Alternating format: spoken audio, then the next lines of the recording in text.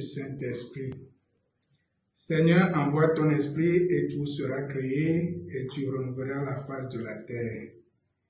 Évangile de Jésus-Christ selon saint Luc. En ce temps-là, l'ange Gabriel fut envoyé par Dieu dans une ville de Galilée appelée Nazareth à une jeune fille vierge accordée en mariage à un homme de la maison de David appelé Joseph. Et le nom de la jeune fille était Marie.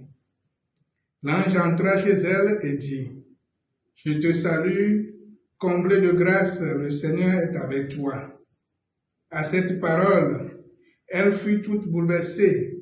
Elle se demanda ce que pouvait signifier cette salutation. L'ange lui dit alors, « Sois sans crainte, Marie, car tu as trouvé grâce auprès de Dieu. Voici que tu vas concevoir et enfanter un fils. Tu lui donneras le nom de Jésus. Il sera grand et il sera appelé fils du Très-Haut. Le Seigneur Dieu lui donnera le trône de David, son père. Il régnera pour toujours sur la maison de Jacob, et son règne n'aura pas de fin. » Marie dit à l'ange, « Comment cela va-t-il se faire, puisque je ne connais pas d'homme? » L'ange lui répondit, « L'Esprit Saint viendra sur toi, et la puissance du Très-Haut te prendra sous son ombre. C'est pourquoi celui qui va naître sera saint, et il sera appelé Fils de Dieu. Or, voici que dans sa vieillesse, Élisabeth, ta parente, a conçu, elle aussi, un fils, et en est en son 6e mois, alors qu'on l'appelait la femme stérile. Car rien n'est impossible à Dieu.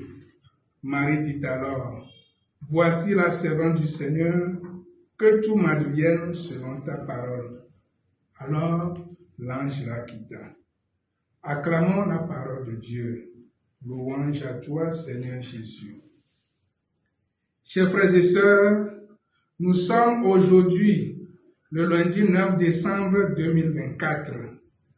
L'Église fête Immaculée Conception de la Bienheureuse Vierge Marie. Cette fête fut déplacée pour ce jour à cause du dimanche de l'Avent. Bien-aimés de Dieu, en écoutant l'évangile de ce jour, nous pouvons constater avec quelle fidélité Dieu ne cesse de venir à la rencontre des hommes. Il vient à notre rencontre là où nous sommes. Dans notre quotidien, chaque rencontre avec le Seigneur produit un changement dans notre vie. Le Seigneur, chaque fois qu'il nous rencontre, il nous envoie toujours en mission ou il nous donne une mission.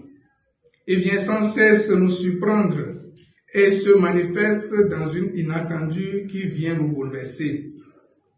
En recevant l'ange Gabriel, Marie ne savait pas que sa vie allait être bousculée.